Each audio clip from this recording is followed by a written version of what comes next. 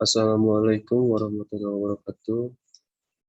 Yang saya hormati Ibu Faida Nurul Istiada MPD selaku dosen pengampu teori belajar dan teman-teman yang saya banggakan.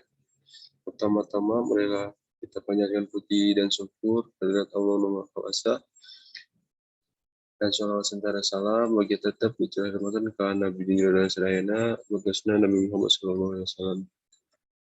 Sebelum ke materi, perkenalkan kami dari kelompok 7 yang beranggotakan saya, Eris Irawan sebagai moderator dan Birna Rahmawati sebagai pemateri. Untuk mengefektifkan waktu, marilah kita mulai diskusi ini dengan bacaan Bismillahirrahmanirrahim bersama-sama. Bismillahirrahmanirrahim. Baik, dari kelompok saya yaitu akan membawakan tentang materi cari belajar kognitivisme menurut Lopak dan Guin.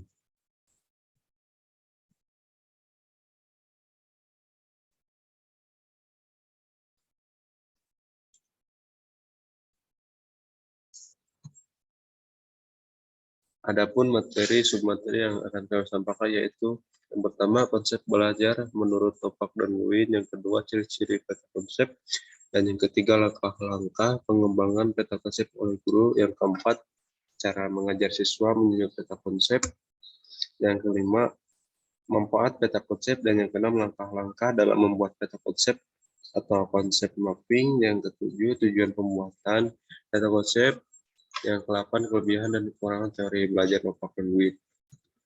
Baik, yang pertama yaitu konsep belajar menurut Lopak dan Guin. Menurut Lopak dan Guin 1985 menyatakan bahwa peta konsep adalah alat atau cara yang dapat digunakan guru untuk mengetahui apa yang telah diketahui oleh siswa. Menurut Lopak dan Guin, kriteria penilaian peta konsep adalah yang pertama, proposisi adalah dua konsep yang dihubungkan oleh kata penghubung. Posisi dikatakan sahih jika menggunakan kata penghubung yang tepat. Untuk setiap proposisi yang sahih diberi satu.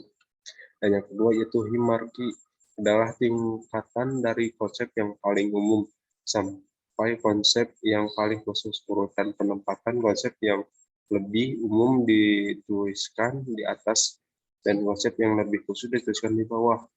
Hierarki dikatakan sahih jika urutan penempatan konsepnya benar. Untuk setiap hierarki yang sahih diberi skor 5. Dan yang ketiga yaitu kaitan alang adalah hubungan yang bermakna antara suatu konsep pada suatu hierarki dengan konsep lain pada hierarki yang lainnya. Kaitan silang dikatakan sahih jika menggunakan kata penghubung yang tepat dalam menghubungkan kedua konsep pada hierarki yang berbeda. Sementara itu, kaitan silang dikatakan kurang sahih jika tidak menggunakan kata penghubung yang tepat dalam menghubungkan kedua konsep sehingga antara kedua konsep tersebut menjadi kurang jelas. Untuk setiap kaitan silang yang sahih diberi skor 10, sedangkan untuk tidak setiap yang silang yang kurang sahih diberi skor 2. Dan selanjutnya yaitu yang keempat, konteks adalah kejadian atau objek yang spesifik yang sesuai dengan atribut konsep. Contoh dikatakan sahih jika contoh tersebut tidak dituliskan di dalam konteks. Karena contoh bukanlah konsep. Untuk setiap contoh yang sahih diberi skor 1. Dan selanjutnya yaitu ciri-ciri peta konsep. Berdasarkan uraian di atas, berikut ini dikemukakan beberapa ciri-ciri peta konsep. Yaitu yang pertama, peta konsep ialah suatu cara untuk memperlihatkan konsep-konsep yang proposisi dari suatu bidang studi.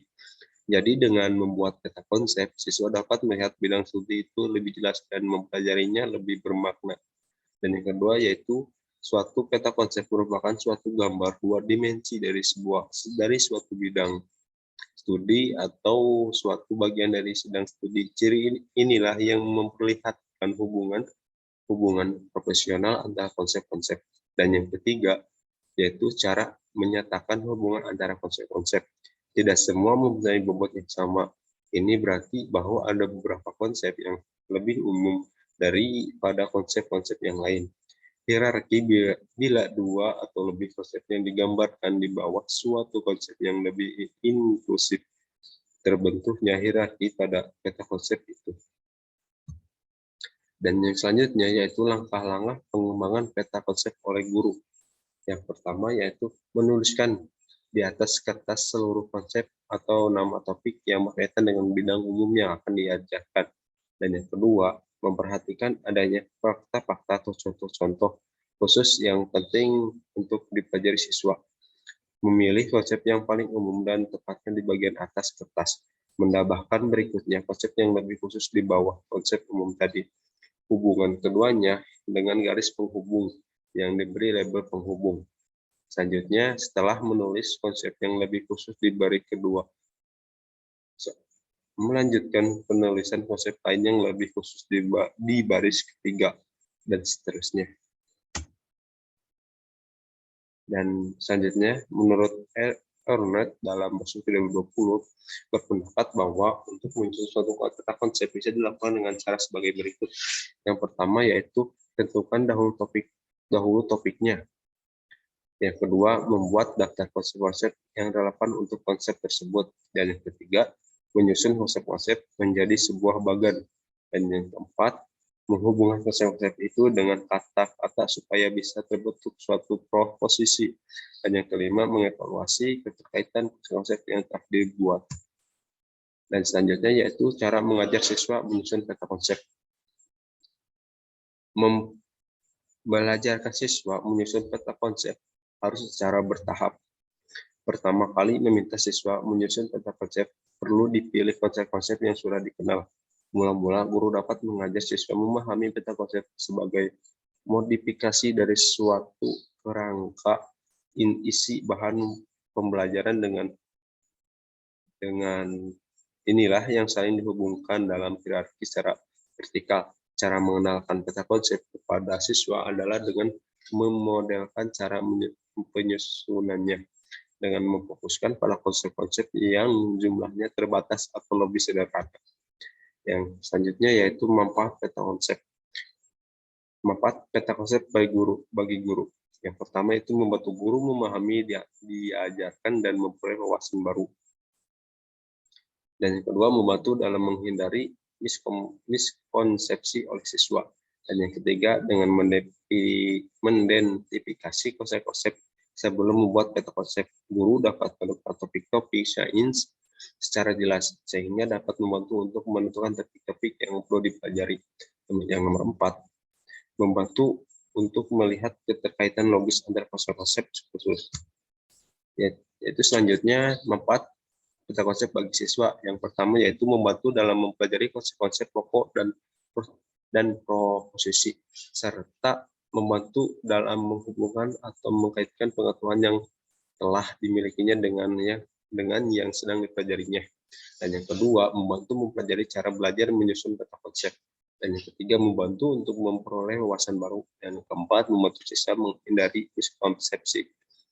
Dan selanjutnya, manfaat bagi pengembang dan perencana kurikulum. Peta konsep dapat digunakan untuk memilah konsep-konsep yang penting dan konsep-konsep yang tidak penting.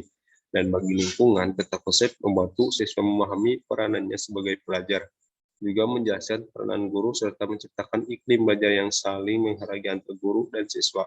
Peta konsep dapat juga membantu guru dan siswa dalam bekerja sama untuk mengatasi informasi-informasi yang keliru atau tidak bermakna. Dan selanjutnya yaitu langkah-langkah dalam membuat peta konsep. Adapun langkah-langkah menurut Adres 1997 dalam Ciandos 2009, yang pertama yaitu mendefinisikan ide pokok atau prinsip yang melingkupi sejumlah konsep, contoh ekosistem. Dan yang kedua, mendentifikasi ide-ide atau konsep-konsep sekunder yang menunjang ide utama, contoh individu, populasi, dan komunitas. Dan yang ketiga, tempatkan ide-ide utama di tengah atau di puncak peta tersebut. Dan yang keempat, kelompokkan ide-ide sekunder di keliling ide utama yang secara virtual menunjukkan hubungan ide-ide tersebut dengan ide utama. Dan yang selanjutnya yaitu tujuan pembuatan peta konsep. Dalam pendidikan, peta konsep dapat diterapkan untuk berbagai tujuan. Di antaranya, yang pertama, menyelidiki apa yang telah diketahui oleh siswa. Untuk mempelajari proses belajar, baik guru maupun siswa perlu pengetahuan tempat awal konseptual. Dengan kata lain, guru harus mengetahui konsep-konsep apa yang telah dimiliki siswa untuk pelajaran baru akan dimulai. Dan yang kedua, belajar bagaimana belajar. Dengan meminta siswa menyusun peta konsep dari isi bab tersebut. Dengan cara demikian, ia telah berusaha benar untuk memahami isi pelajaran ini, sehingga peta konsep berfungsi untuk mendorong siswa belajar bagaimana belajar. Dan yang ketiga, mengungkapkan konsepsi salah. Konsepsi salah biasanya timbul karena terdapat kaitan antara konsep-konsep yang mengakibatkan proporsi yang salah. Yang keempat, alat evaluasi. Selama ini, alat evaluasi yang dikenal oleh guru dan siswa terutama bentuk tes objektif atau tes esai. Walaupun cara evaluasi ini akan terus memegang peranan dalam bidang pendidikan, teknik-teknik evaluasi baru perlu dipikirkan untuk memecahkan masalah evaluasi yang dihadapi dewasa ini. Salah satu evaluasi yang disarankan adalah metode konsep menurut Dahar 1988. Dan selanjutnya yaitu kelebihan dan kekurangan teori belajar merupakan Green. Untuk kelebihannya yaitu peta konsep bagi guru adalah sebagai berikut. Pemetaan peta konsep dalam mendorong guru mengorganisir seperangkat pengalaman belajar secara keseluruhan yang akan disajikan.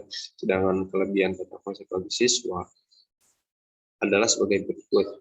Pemetaan peta konsep merupakan cara belajar yang mengembangkan proses belajar yang bermakna yang akan meningkatkan pemahaman siswa dan daya ingat belajarnya. Dapat meningkatkan kreativitas dan kreativitas berpikir siswa, yang pada gilirannya akan menimbulkan sikap memandirikan belajar yang lebih pada siswa, mengembangkan struktur kognitif yang terintegrasi dengan baik yang akan memudahkan belajar. Dan selanjutnya yaitu kelemahan peta konsep.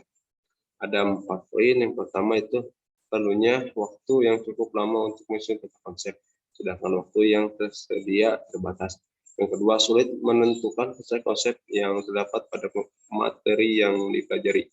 Dan yang ketiga, bila seseorang tersebut banyak menggunakan kata kunci atau gambar kunci yang hanya dimensi oleh si pembuat, maka memahaminya orang akan kesulitan.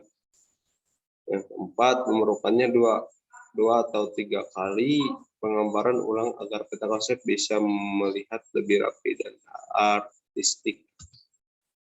Sekian yang kami dapat sampaikan. Bila ada pertanyaan, silakan secara langsung atau ditulis di dalam kolom komentar atau kolom chat. Sekian dan terima kasih. Wabillahi taufiq wal hidayah. Wassalamualaikum warahmatullahi wabarakatuh.